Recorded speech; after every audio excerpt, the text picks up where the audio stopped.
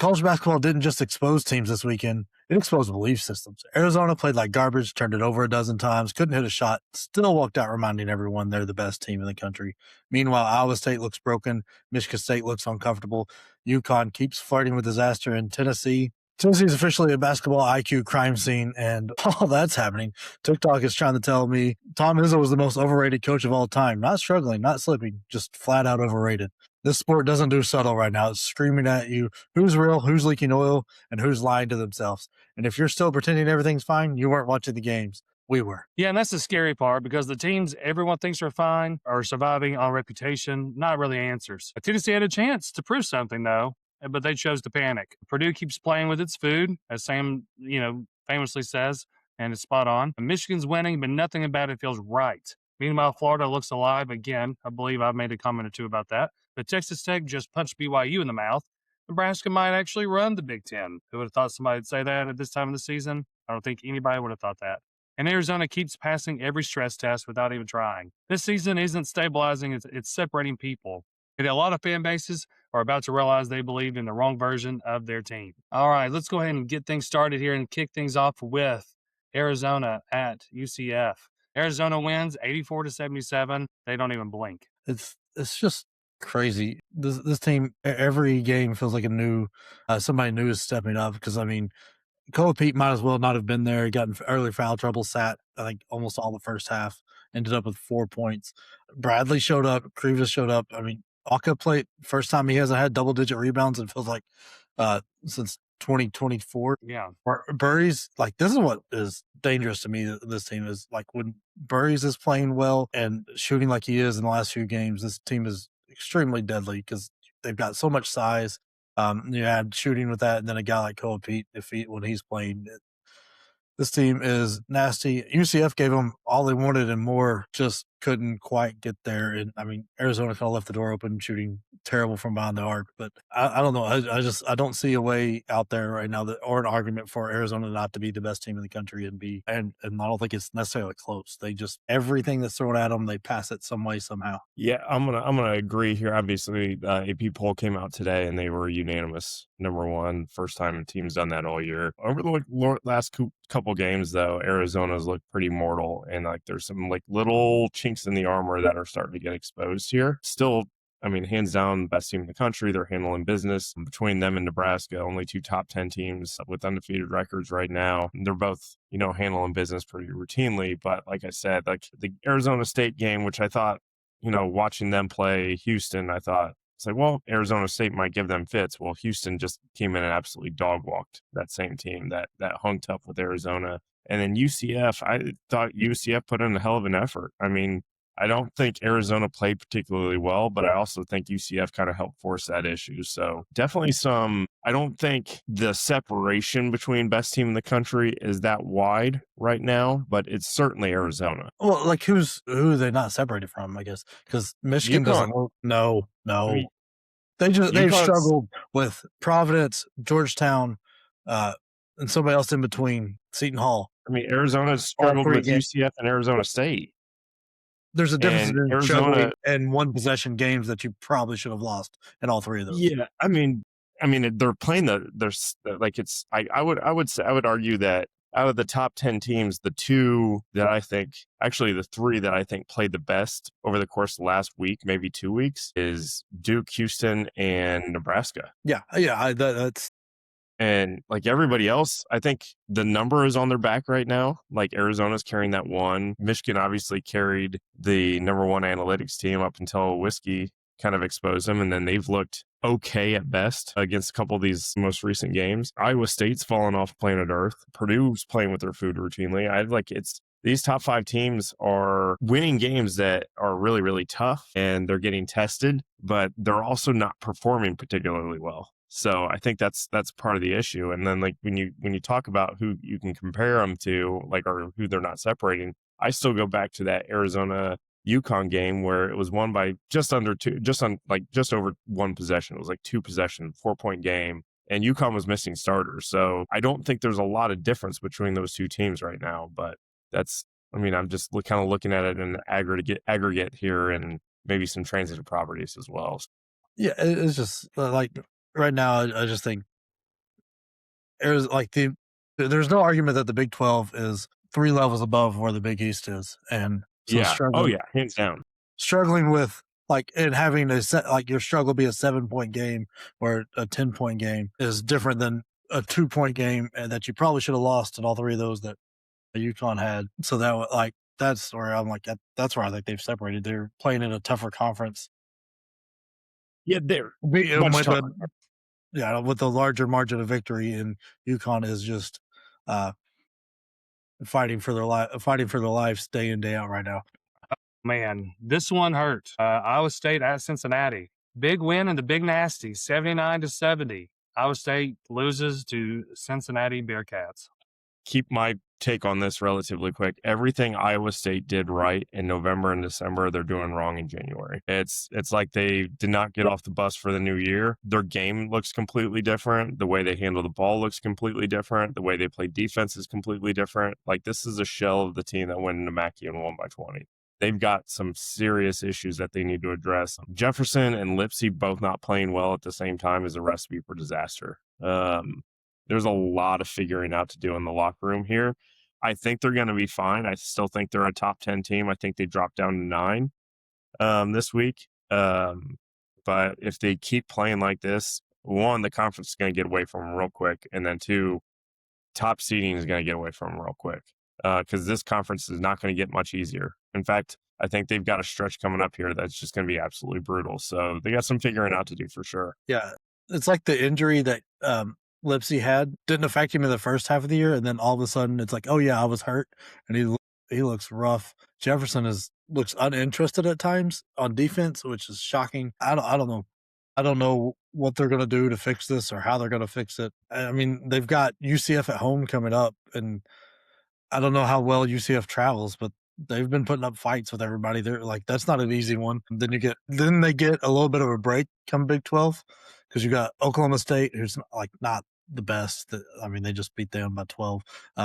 Colorado at Kansas State, Baylor, then at TCU. But that means you're finishing the year with the worst of the Big 12. So they've got about a week here to get it right. Otherwise, they're going to be in a serious trouble. And I mean, it's going to be TJ Ossenberger. He's got to get Jefferson and Lipsy on the same page, because the Kansas game, Mamavilovich or whatever, he wasn't on, but he had the Hisei guy that was on that was keeping them in the game for a little bit. And then Mamazilovich against Cincinnati went nuts, but nobody else was there to help him. So like, you got the right formula with like a new guy stepping up every night, but you can't have the rest of the team take off. They still have to play well. So I know. Did this say definitely a team that's moving backwards right now? And then obviously, speaking of moving backwards, yeah, well, we might as well rip this Band-Aid off. Tennessee completely shit the bed against Kentucky in the last few minutes to lose the game. Kentucky did nothing to win it, but Tennessee loved to deliver that, just like their turnovers. And Tennessee's just playing like a bad basketball team. And I guess that means that you are one. My whole thing with Tennessee right now is there is zero basketball intelligence on that team. You could not pass a kindergarten test with the amount of basketball intelligence on this team. It is idiotic and foolish. It's every position. Like, I mean, what the heck was Gillespie doing on the last 2 possessions we had there? He just handed the ball to Kentucky and let them have wide open layups. Like, I don't know what he was doing, especially the last pass to Edmond. That was like, at no point was he open. And then Jalen Carey hasn't realized that, one, he has 0 vertical. 2, Marino has got about 4 or 5 inches on him. You can't go over him. You got to go through him, which I would have thought Carey would have loved, but he kept trying to go over him, got his shot blocked 7 times. Useless offensively. Estrella doesn't know where he's at on the basketball court. I mean, Abrams was, and I said this at the beginning of the year, I didn't think Abrams would make it. Like, he struggled in the SEC his first year, left the SEC, got good, and he struggled in the SEC again. And then what the heck is Ethan Berg even doing on the court? Bless his heart. You wonder, like, and then, I mean, Boswell refuses to score because he just doesn't like it, I guess, apparently. So I don't know. Nothing here told me Kentucky was any good. Getting behind double digits to LSU and Tennessee back to back, and then having to have a miracle comeback, like, yay, I'm happy for you. But nobody did anything special to do that. It's just, you've had 2 teams absolutely hand you the game. I don't know. Tennessee is going to be lucky to leave the first round of March Madness this year if they make it. because right now it's pitiful. But the only shining spot is I do think Amit is starting to realize how to play basketball again. Past that, there's nothing good on this team. Yeah. Yeah. So I think I was texting you guys because these games started at 9 o'clock in the morning for me, which was fantastic. Like I was just like get a wake up, grab a coffee and a beer and sit down and watch college basketball at 9 o'clock in the morning.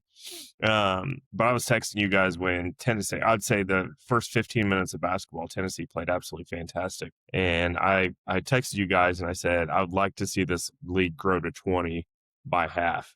And they cut it to 11. And it was just like, this isn't good. And I wouldn't even say they got outplayed the other 25 minutes of the game. I just don't think they played hard and they played like they wanted to be there. It looked disjointed, lazy at times, disorganized. We talked about Iowa State moving backwards. This is like my panic meter is now really, really high on Tennessee right now. Like I'm worried about their ability to be an at-large bid right now.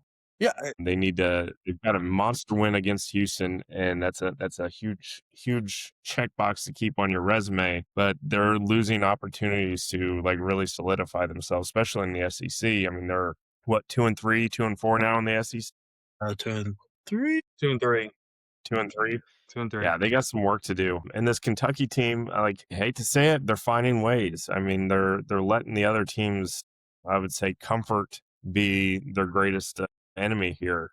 And Kentucky's kind of starting to talk their way back into being a tournament team after where I thought a couple weeks ago, I thought it was over. I thought their whole season was done. But now they're right on the cusp of getting ranked again. And who would have thought that a week or two ago? So congrats, Kentucky. I don't like anything that you're doing, but you're finding ways. So it just this time it had to be an expense of Brad and Jake's Vols here. And I think we have more questions about the Vols right now than we do about anybody else. Well, I don't know if there's questions. I think the answers are we're bad. Like I think the jury's out on that. And it's how can they tread water enough to make the tournament? Because I mean the SEC is brutal, very very very solid. I mean Vandy put on a show with Alabama or not with Alabama, Florida. Nothing about this Tennessee team right now says anything good is going to happen because nobody wants to take a shot besides Gillespie, and that's like absolutely brutal. I mean, outside of Gillespie and Carey, nobody actually like seeks their shot. Like even Amit, who played well, doesn't seek his shot. He is very passive. Everybody on this team is so passive, and it's brutal. And then we're idiotic, making stupid turnovers after stupid turnovers and wasting timeouts to save 5-second calls in the freaking first half because any slight pressure we fall apart. Like it's pitiful. I don't know. I don't see a light at the end of the tunnel right now for this Tennessee team. And obviously, just to add one other thing that hasn't been said is that I do think that there is one small bright spot in this team right now, and is Dwayne Brown II. And I think there is just a glimmer of hope that he might be something, but he's not enough to make a huge impact. But I just hope he stays with us. Yeah, I hope he doesn't bounce.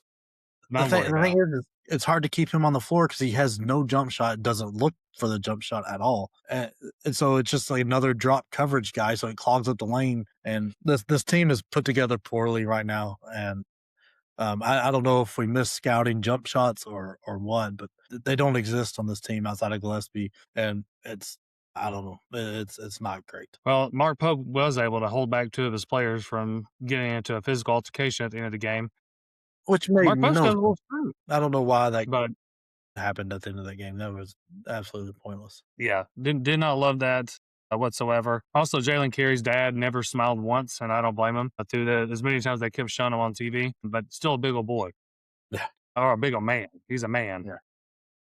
But yeah, definitely a disappointing loss. And at home, that's going to be a tough pill to swallow. But Mark Pope had a good week last week, so good for him. But that's about it. Now, this was a really interesting game. We were all looking forward to it. The Florida at Vanderbilt game was something that we really thought had some potential to it, and definitely was the best game of the day or of the weekend. Florida wins 98-94 with half of their jerseys being left behind in Gainesville, which I thought was hilarious. Yes. Xavier Lee needs to be number 99 from here on out. Forever. Yeah, I don't know how that happens. I don't either. From someone who used to have a role that handled those situations, you never do that. Like you never you You check forget your and own double bag before you forget the jerseys. 100%. 100%. Well, it didn't Yeah, phase them at all. Lord. this was hands down the best game of the day, of the weekend, of the month of January so far. This was an absolute fantastic watch. Outside of having to watch it on that horrible court, this Worst. was a great game, and I felt like Vanderbilt held tough, but right now Florida is like where I said really like what 2 weeks ago they were an uninteresting team and like I didn't really care to watch them anymore. They've been probably the best team in college basketball since. They've been absolutely fantastic to watch. They're consistent. Their offensive production has been fantastic. Their guards are starting to wake up. Definitely a different team in January than they were in November and December, which is a promising sign for this team because they're on the up as opposed to the down Mm-hmm. coming into, the heavy part of their conference play and then obviously into March here coming up in about a month and a half, which can you believe that's only a month and a half away? Golly, that's insane to think about. Yeah, it's crazy how quick it comes. But this game was just fantastic. And Vandy did like everything coming into the game. If I was coaching Vandy, they did everything that I would have done too. I would have said, okay, Boogie Flang and Xavier Lee, you beat me. I'm going to do everything I can to stop that front court. They tried it, got into foul trouble. That didn't help. McLaughlin was not of any value because he's undersized for a center anyway, and then undersized in this game for sure. Nichols never been known for his defense, but I mean, they did everything they could. I mean, making 90% of your free throws is crazy. They only turned the ball over 4 times. And I mean, they blocked a lot of shots.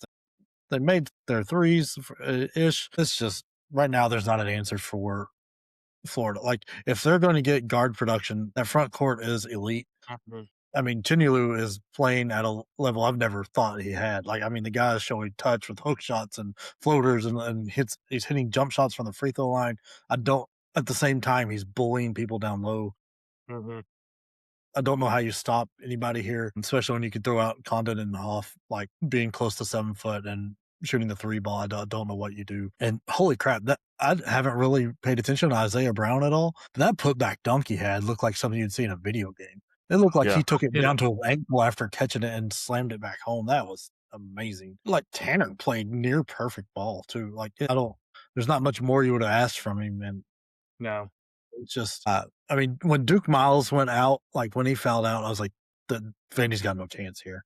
And they kept it close, which shocked me a little bit, but they just didn't have anybody to reproduce what his value was scoring wise, and it just put way too much pressure on Tanner to get the ball at the floor, and Florida kind of took advantage of that. It's just, you've got two absolutely fantastic teams that I think are both Final Four worthy and are playing at that level now, and that was a fun game to watch in January, and we'll probably get to see it one more time, I would think, and at least maybe two. I don't know what the rest of the schedules are, but I'm thinking we'll see it in the SEC tournament. Yeah, I think Chinaloo might be my favorite player to watch right now. So, Yeah, don't love the colors that he wears, but I love his game right now. All right, now we're rolling up to Purdue winning at USC 69-64. Whew, this one was close. Way too close for comfort. Yeah, this was so we could talk about the goods, the bads, and the uglies here. But Smith had an absolutely fantastic first half, especially right when they needed it because it looked like Purdue forgot to get off the bus at the start of this game. And credit to USC, they imposed their will for a good stretch of this game, probably about 75% of this game that they kind of like use their length, athleticism, and physicality to really make this Purdue team uncomfortable. But this is another find a way, win that these top teams are still doing. I know like we've got some concerns about like how teams are starting to put other teams away and they're like not really jumping on their throat. This is another slow start game for Purdue, but a couple bright spots. Obviously Smith, he had an absolutely fantastic first half. He had that monster steal at the end of the game and actually punched in the face. But for Muss to be excited or to be upset about the dead ball there, it's like must check the tape there, bud. Like I'm pretty sure you guys got away with an F1 there. But Clough, obviously fantastic. If he can stay out of foul trouble, he is one of the most dangerous players on the planet. He's the number one offensive efficient player in the country right now. And I don't think any of us ever thought we would say that out loud, especially off this Purdue basketball team. Some big questions though. TKR not had a good January. I'm not 100% sure where his head's at. I think my panic meter is starting to climb on him. I thought maybe he just had a couple bad game stretches here, but he's not rebounding, short on everything. And it looks like he's spending more time being frustrated than he is focusing back on the getting right in the game. And I think it all starts in his head. I mean, Fletch he's been inconsistent too. 4 fouls, a lot of ticky-tack stuff that he had here. But his shooting is still down. I mean, he's, I think, right now closing in on 35% from 3, where he's typically a 40 to 48% shooter. But a big bright spot here, I love what we got out of the bench. It's not huge numbers. I mean, we're looking at 14 points, but there were some of the biggest 14 points you'd see. I mean, Benner had a monster 3 in the second half. Jakari had some big moments.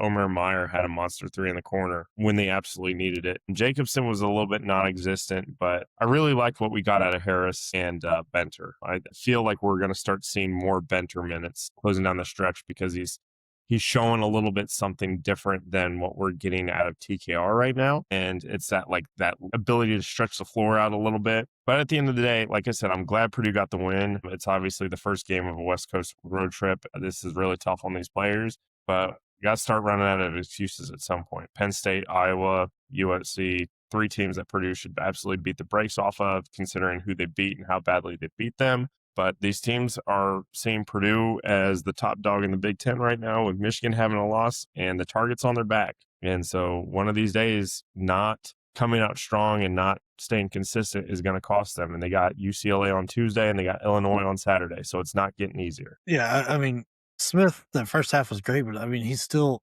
he's got the ball in his hands so much, but 6 turnovers is. Mm-hmm.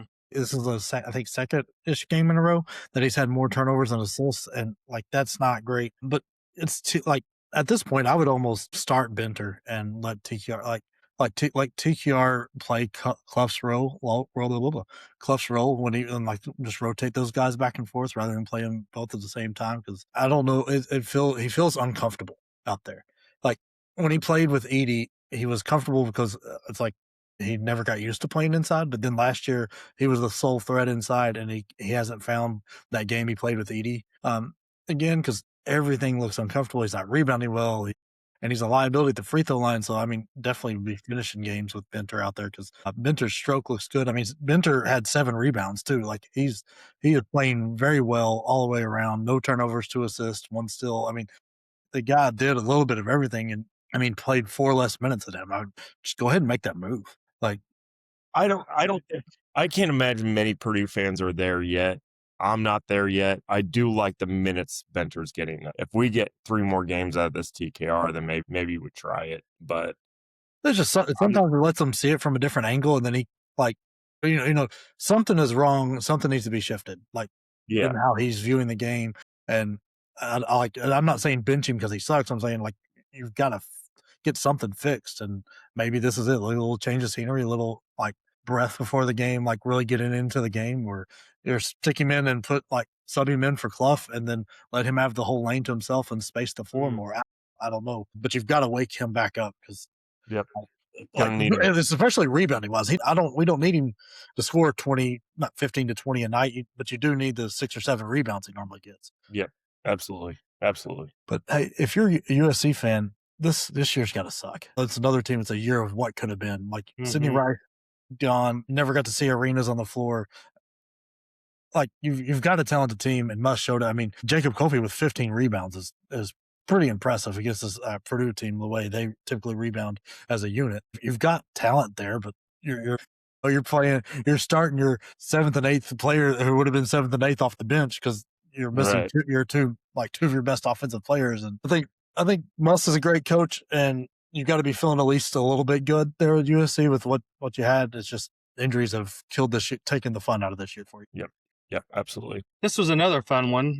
BYU at Texas Tech. Texas Tech wins 84-71. I think that shutting out AJ was a big turning point for this game. That's for sure. And JT Toppin is just a man, an absolute man. Yeah, I keep going back to Texas Tech basketball and thinking Purdue went to the Bahama Mar and absolutely trash this team. And then you watch them play and they're completely different. It's almost like Iowa State-esque, where they can have just an absolute dud, but then come out and do this to BYU. I mean, this game was a 13-point game. It never really felt that close. Like, Texas Tech imposed their will on a team that a lot of people were arguing should be in the top 5. I mean, the BYU dropped 2 spots for handling business, and then Texas Tech just kind of came in and exposed them a little bit. Christian Anderson is one of my favorite players to watch. Yeah.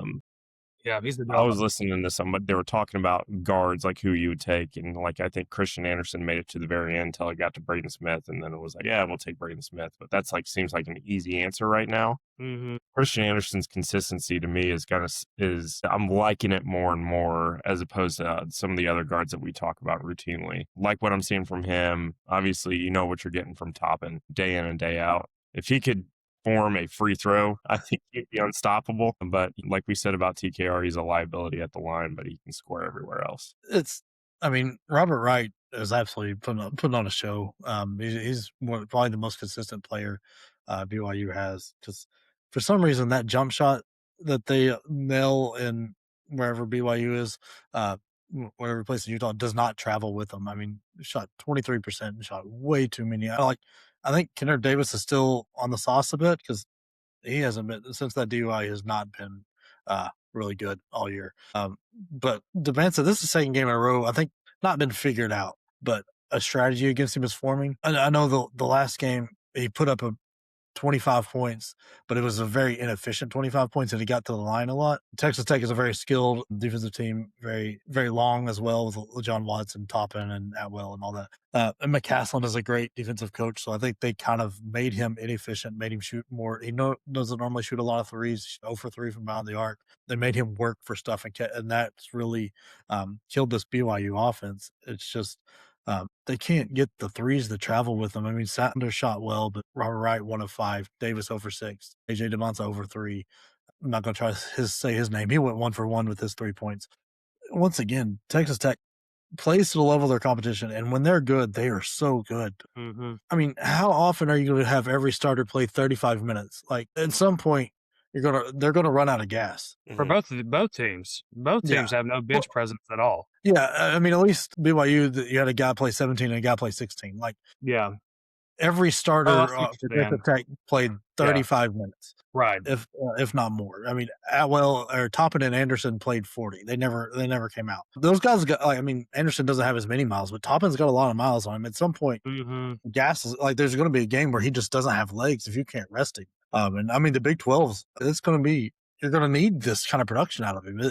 I don't know. I'm worried about Texas Tech. I mean, they're dangerous. They're very talented and extremely good on defense. But at some point, you can't run those guys that many minutes and not have some kind of issue pop up. Well, you saw what happened when they had to play back-to-back games. I mean, and that's going to come up in March. I mean, you get one day, and that's it. So if you win your first round game, you better get rested up real quick or figure out some kind of magic sauce and figure out how to get re-energized, because those games aren't stopping. Well, due to a thin roster, Sam has been called into the ball game. So we're going to finish things out here on the bench, Jake and I. And the next game is, we're going to label this under a fraud watch.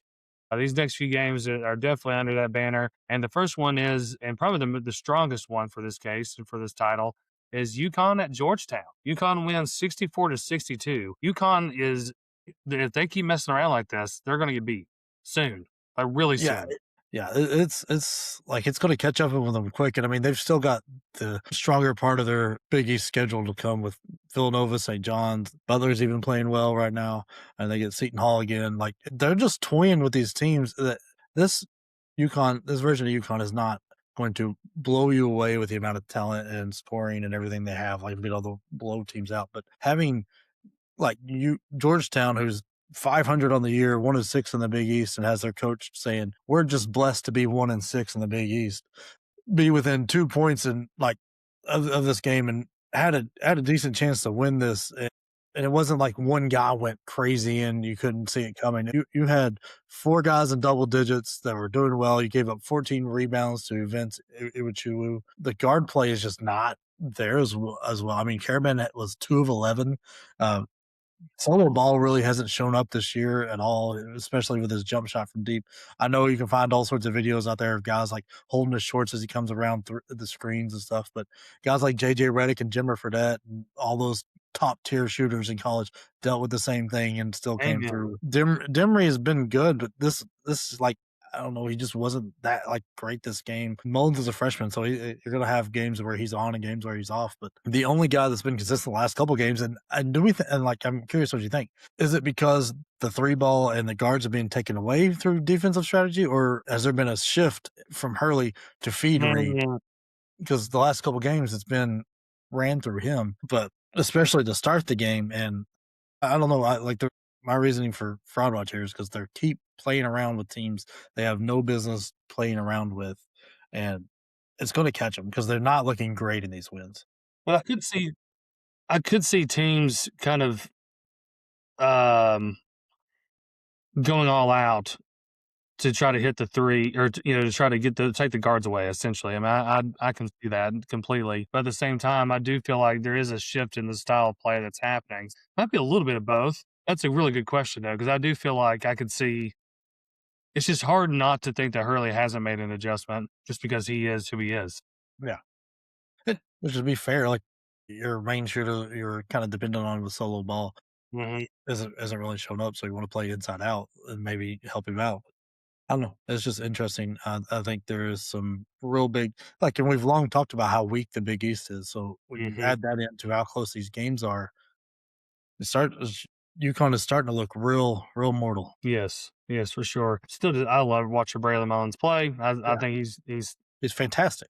he I feel like he learns something every game and takes away. He gets better every single game. May not show up in the box score every single time, but you can see in his presence on the court and how he interacts with Hurley, when way he interacts with his teammates. That's all. He's getting more and more comfortable.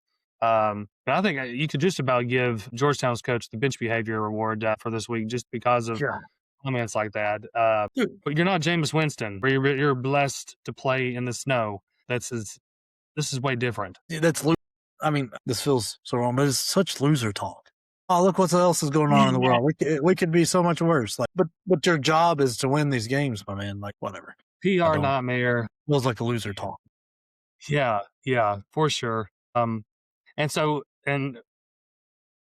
can't believe again. Didn't think this would be this team would be thrown into this title under fraud watch, but Michigan at Oregon. Michigan wins 81-71. The actual must be her worse or something way off. Somebody texts somebody's girlfriend. Something's going on. This is not the same Michigan team. They are not in that historic pace that they have been early in the season. It feels weird to put somebody on fraud watch that won by 10 on the road in conference play, but this was an Oregon team that struggled all year that also didn't have their two best players. Sean Stewart put up 22 and 8, who couldn't see the floor at Duke or Ohio State and is playing large minutes at Oregon because of injuries. Like Axel, 1 of 6, had 6 points. I mean, he's out there at least trying. He's got the 10 rebounds, 2 blocks, 2 steals. Like he's still affecting the game, but his offense has not been there. Morris Johnson Jr. got eliminated from that game. I mean, you had a better game from your guards with Cadeau and Burnett, but you're still not shooting the ball well from deep. Free the line gets a little bit questionable, and then, like I said, on the road against a beat up and not very good Oregon team, and like it's only a 10-point win versus what we saw at the beginning of this year. Like I don't know if October and November and December kind of raised expectations way too high for Michigan, or if they just peaked too early and now they're kind of on the ride down. I don't know, but I mean, they were behind at halftime. This took a heck of a run to get there. This Michigan team needs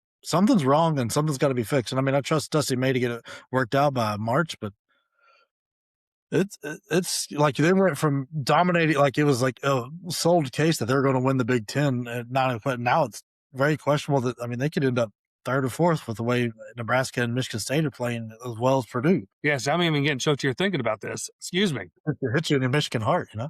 I know. Who thought I had it? It's blackened. But no, I'm kind of leaning towards the peak too early.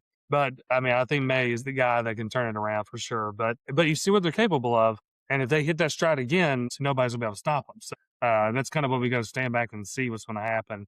But Oregon needs some fixing. Dana Altman, I've always thought highly of him. I feel like he's criminally underrated. But not his best year. Him and Barnes are struggling. Yeah. Yeah. And I think another for the fraud watch banner is we've got Duke at Stanford. Duke winning 80-50. Now, Yeah. Jake, This, this is for you to sound off. You sir have the platform. You sir have the soapbox. look, it's a fraud watch. It's not like I'm saying Duke is terrible and all this. Correct. Yes. For some reason, in this game, Stanford got their scouting report confused and guarded the wrong boozer because everybody and their brother that was watching that game sniffed that game. A blind man could tell you where that ball was going. And it was going to Cameron Boozer, and he was going to do whatever he wanted with it. And Stanford had no idea. It appeared no idea that's where the ball was going, and that's just crazy. That's crazy, absolutely crazy. Especially coming off the North Carolina win. Shire is a great coach. I know, like people like to say, "Oh, you inherited a program, didn't have to do the work." It doesn't matter. He's taking this team and coaching him well, making incredible adjustments. Like putting Dame Sarr on the other team's best player seems to absolutely unlock a level with this Duke team.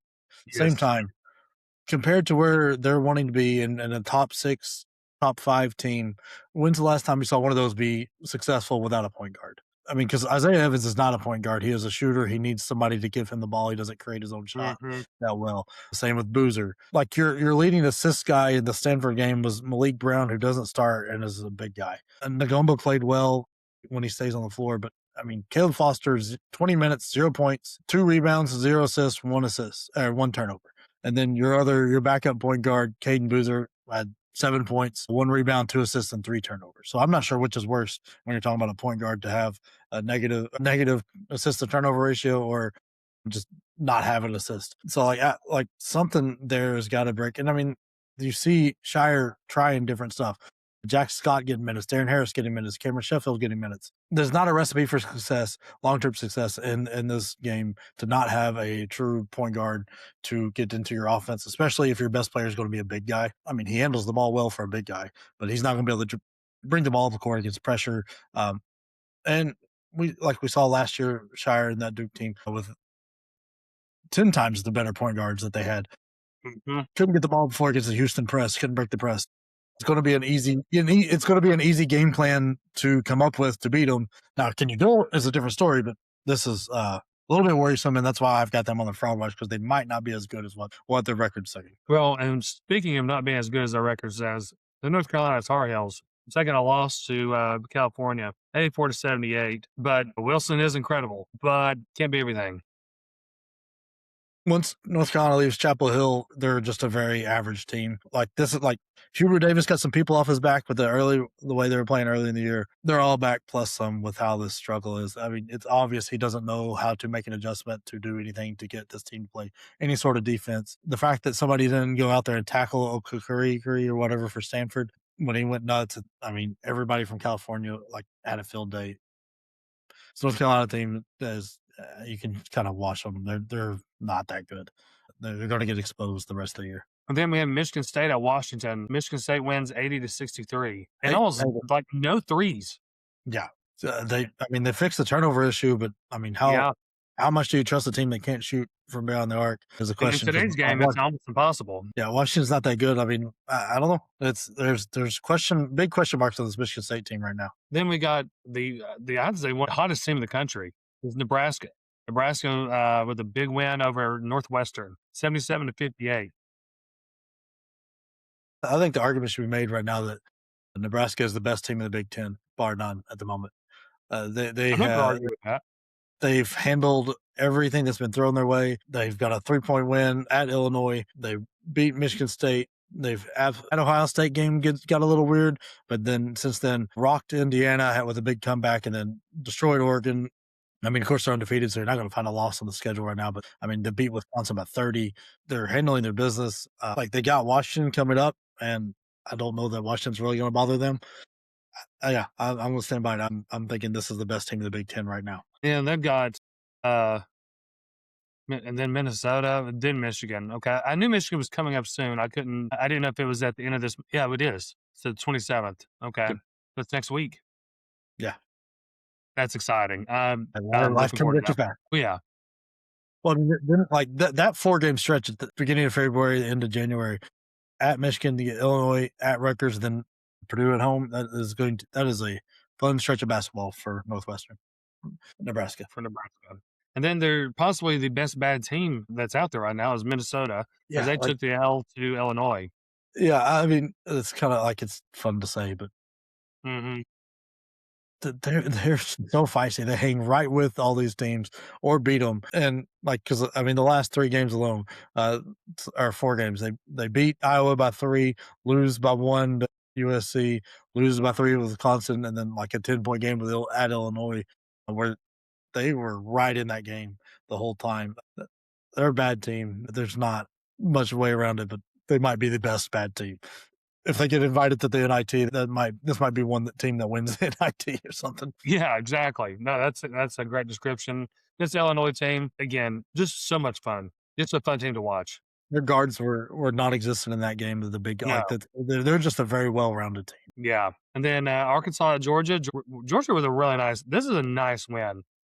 No, 90-76. You know, Arkansas. What's wrong with them? Could be who's leading the way. Especially if you ask people on this bitch. Yeah, yeah. And also, like, I'm going to stand on this soapbox. We catch a lot of heat for it every time. The returning players were way overvalued coming in this year. They were not as good as anybody thought. It's Acuff and Thomas, and then the rest of the team is like, and it showed because Thomas was off. They lose this game by a lot. Georgia's fun to watch, and I don't think Georgia does well away from home, but there was no defense. There was no adjustment. Cal couldn't help them. And then like Richardson and Knox and Brazil and all those guys are next to it's useless majority of the time besides watching Acuff and cheering him on. And Arkansas is just not great on the road. They're just much better home team. I mean, hell, I think they could just about beat anybody at home. Well, they beat Tennessee, so yeehaw. Yeah, right. Yeah, that's what started. I thought this whole mess. Then we've got Alabama at Oklahoma. Alabama wins 83-81. What a comeback! I watched quite a bit of this game, but they were still out rebounded and lost the turnover battle. But they found a way to come back. I thought they were dead in the water. I did too. Really did. I mean, I was getting ready to come on here and say, okay, what's wrong with Alabama? Something's majorly broken. They showed some grit, came back. I mean, down 11.5, came back and win this by 2. It was impressive.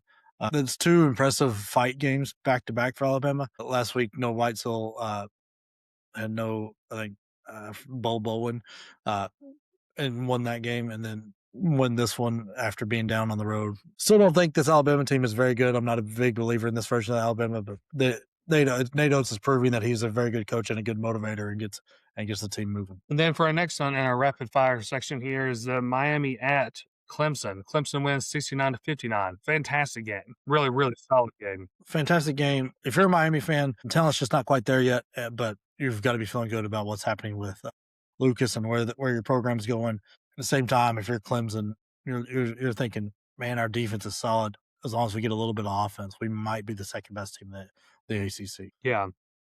I think that sums that up really well. And then it's St. John's at Villanova. St. John's winning 86-79. St. John's is waking up a little bit here. Yeah, I think this was a big game for both teams in terms of who's going to step up and be the challenge to UConn. Like, they battled it out. St. John's did it. I mean, St. John's is on a roll right now. Bryce Hawkins stepping up. Still don't think they're anywhere near that top 5 preseason thing. I think that got way overblown. It wouldn't shock me to see this team be 15-25, finish the year somewhere around there. Maybe even just outside the top 10, depending on how things go. And then Monday we had George Washington at George Mason, and George Mason gets them a dub. Look, this George Mason team needs some shine. They need some love. They are very, very good. They have a great defense. They're very good offense. I'm worried that they're not going to get in a large bid, so that puts a lot of pressure on every game in the conference tournament. But they are top 3 in the nation at sharing the ball, and they're the best in the nation at taking care of it. So those are very good stats to have when you're going to go into March Madness and try to upset somebody. So for our preview segment for the games that are coming up this week, we've got UCF at Iowa State. Look, we've got a 13.5-point favorite with Iowa State, and I think that's a little, I don't know. If you're gambling into the gambling side, this is something that would really perk my ears up after the last 2 games, the way Iowa State's played and the way UCF has played. But like, has Joshua, like, you've got to think about, like, one, Iowa State is a terrible, terrible free throw shooting team, and then that's letting teams stay in the game and come back in the game. Has UCF not been great on the road this year, but did Cincy and Kansas lay enough of a blueprint on how to make Jefferson and Lipsy work and be inefficient? And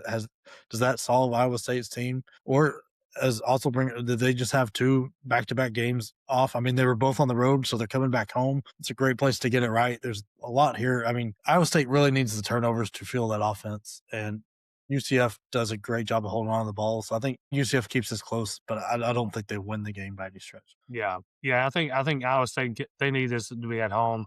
If this was at UCF, I think that would change things too a little bit. But I don't see Iowa State losing 3 in a row. Then we've got go ahead. But the way they're playing right now, like if you looked at the year on the whole, it's like there's no way they lose 3 in a row. But if you just looked at the last couple of games, it's like, oh, this team is.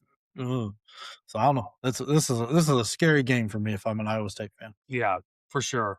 And then we've got Indiana at Michigan. DeVries has been banged up, and it's kind of useless out there. It just kind of seems he can't be what he needs to be or wants to be. Maybe. Well, I mean, the guy was never a defensive guy, and I think it was like a calf injury that it's kind of banged up. It's kind of you can tell it's affected his shot, the way he is able to get it off and get open, and it's just not going well. And the rest of that team I mean, Wilkerson is great and a stud, and after that it drops off a lot. But at the same time, it's not like Michigan's been playing incredible at home or on the road. So being a 15.5-point favorite tells you where the books are seeing Indiana versus like what Michigan's doing. And, man, I don't see Indiana being anywhere near this game unless DeVries goes nuts, because they're not going to be. They shouldn't be able to rebound with this Michigan team.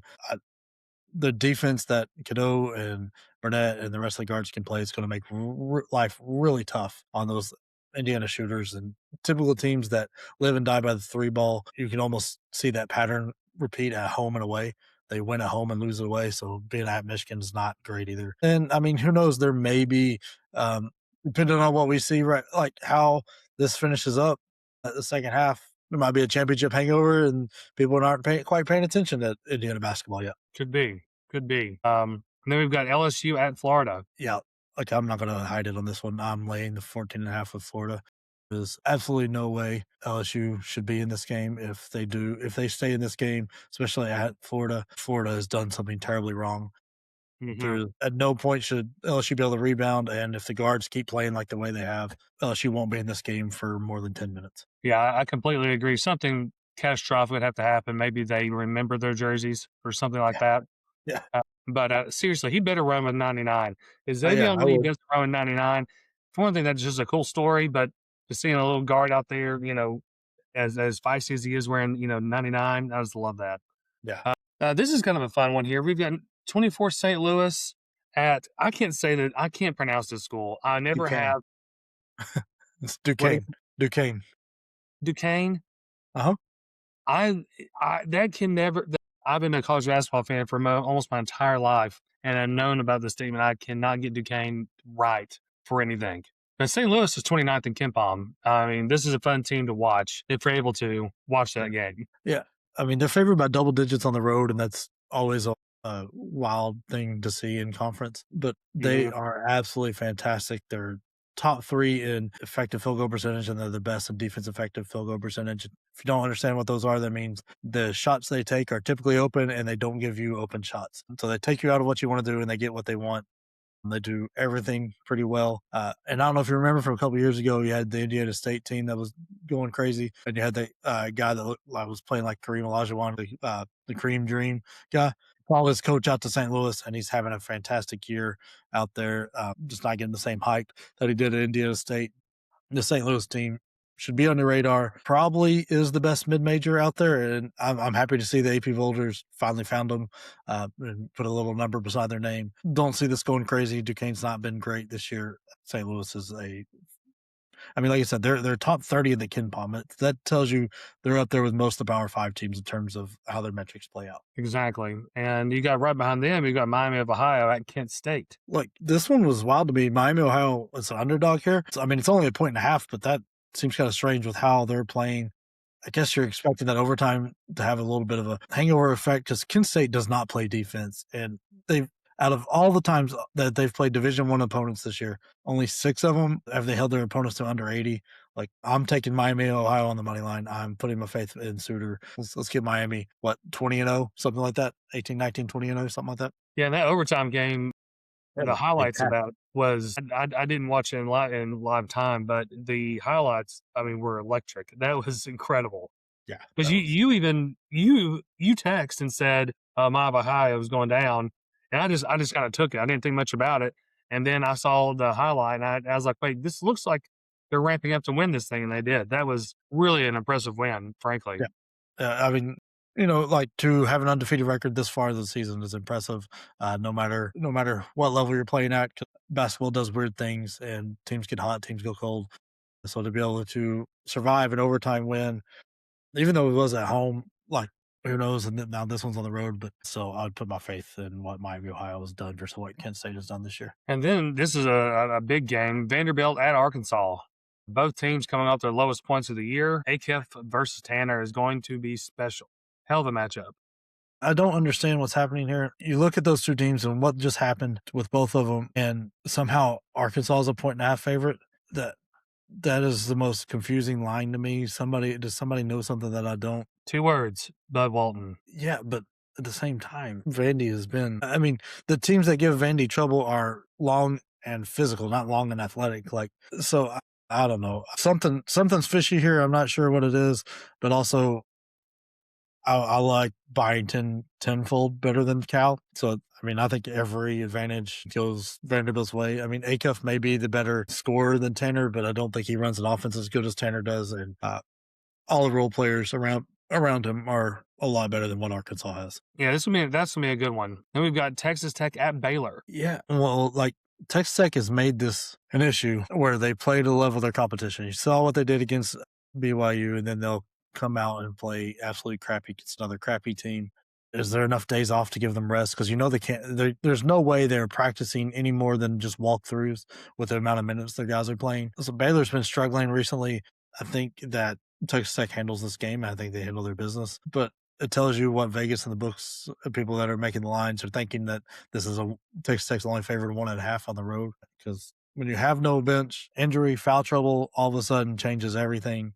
Especially if it happens to Toppin or Anderson, because then those guys played 40 minutes last game. Who's replacing that? So it's a little bit scary, a little bit nerve wracking, but I do think Texas Tech gets the job done. Yeah, this spread is kind of sad, but Texas Tech has done it to themselves. Like you said, there is no chance in hell this game should be just a 1.5.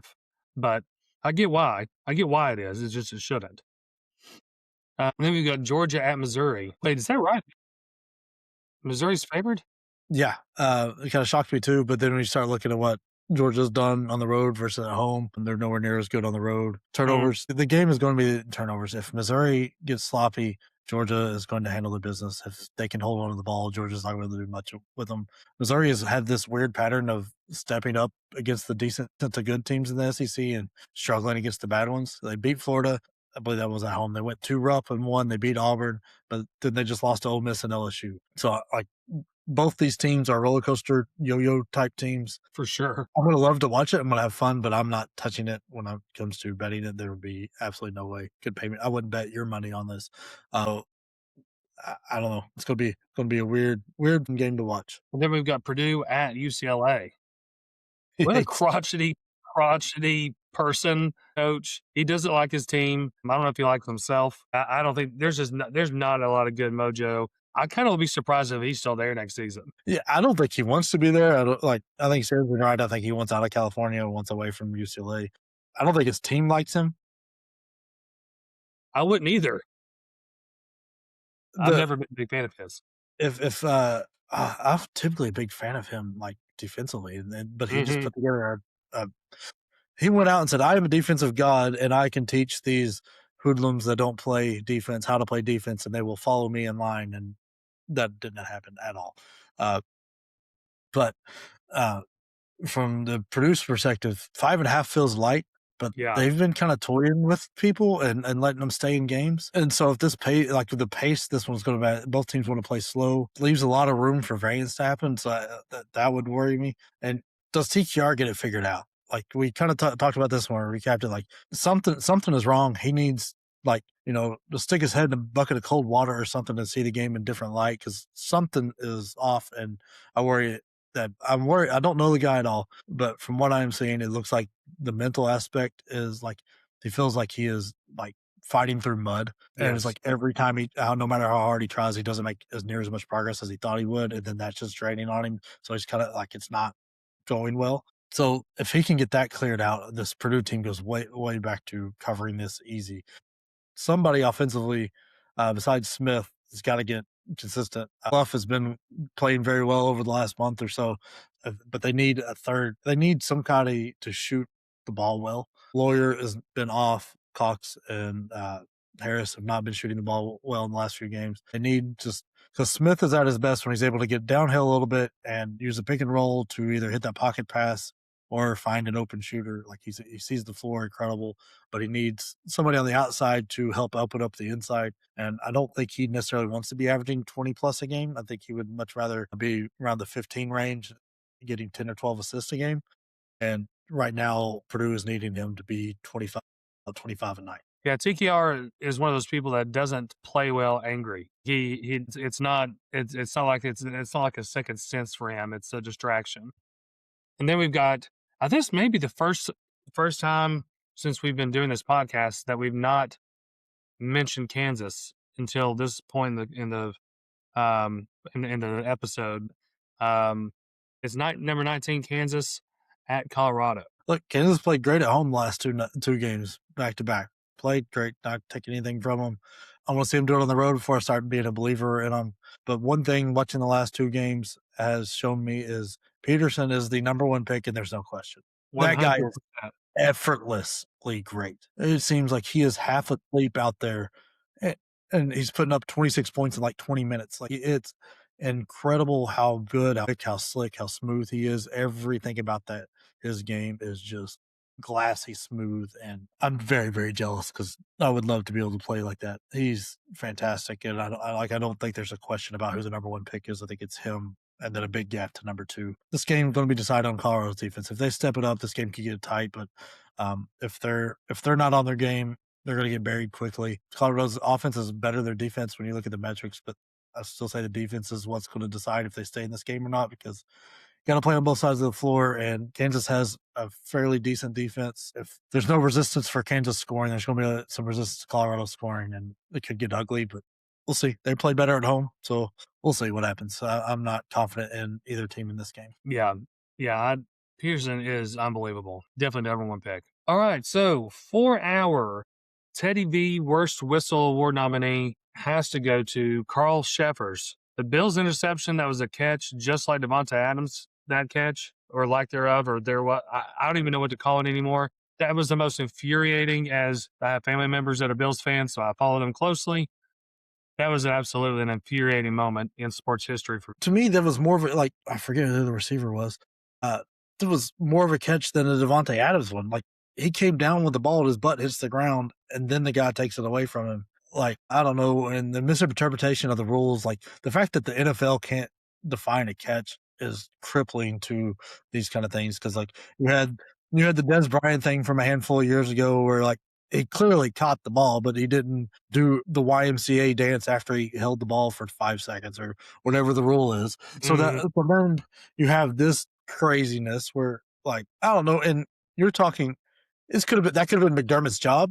Who knows how that conversation goes? And there's all sorts of paychecks and everything on the line, that playoff bonuses and wins and all this. And you've got these guys out here who are two different crews look at the same thing. You call two different outcomes. That can't happen, especially when your reviews are supposed to be going off site and reviewed by the same people. You can't have the interpretation of the rule two different ways at this point in the year. Preseason, whatever, nobody's going to care. But when you're talking about a chance to go be one more game away from the Super Bowl, like, that's massive. Like I said, it could have cost people jobs. Like, you don't know what the conversation is with McDermott if they win this one and then they like lose to the Patriots, or if they because they beat the Patriots last time out. So does that put them as a favorite for the Super Bowl? Like, this is embarrassing if you're the NFL and it's a black eye and you got to get it fixed. Yeah, no, completely agree. It was Can we be done talking about it? That was a really rough one. That was a tough whistle, and I get it. It was a tough call. I understand that, but at the same time, if it, I think you said it best though, is that the NFL can't define what truly a catch is. I think that is the perfect way to describe that. And for our bench behavior, Jay, do you want to take this one? Look, well, everybody's been notified of all this with I'm sure, or unless you're living under a rock. But you have the point shaving scandal that happened, like as recent as last year. These teams are involved, and as of now, the NCAA has not done anything, not said a word to these teams. Said, "Hey, hold on, like, Yeah, it is. hey, March." Like if it's been proven afterwards, you're gone this March. But dear Lord, don't let a player get a free meal from somebody that's not tied exactly to the schools or whatever. We're going to suspend him immediately without question and send him to the gulag. But these guys that are point shaving, and that's all these small schools too, where like this is the danger of sports betting and stuff, like especially in college sports with basketball, with there being 300 plus teams, and these guys are with the NILs that isn't much. They're like easy to get to. It's the dangerous part of it. It's going to happen in college basketball. It's never been not involved because Yeah. way back there's been point shaving schedules for a while. Like it's just shocking to me the NCAA hasn't said like, hey, no March, gone. Like you can't have this because that undermines the faith in the whole system. But beside the point, like the argument is not that sports betting should be illegal. Like this is only being found out because sports betting is so out there everywhere now and not just living in Yes. Vegas and in back rooms. If it just lived in Vegas and in back rooms, you don't find out about this for 10, 15 years. Now companies like FanDuel, DraftKings, and all that have an incentive to like say call foul real quick. And that's what happened. And what gets real wild, you start looking into this, the same guys that are involved with this ring were involved with the Chauncey Billups poker games and stuff that were going through the NCAA or the NBA that had Terry Rozier throwing games. This is a much bigger thing than what anybody thought early on when the poker games were coming out, and now it's affecting college basketball. Once again, the NCAA cannot get as I gave them praise last week for moving the portal. After, like, you go away and you go ahead and you just take another black eye. Like you can't one step forward, 10 steps backwards.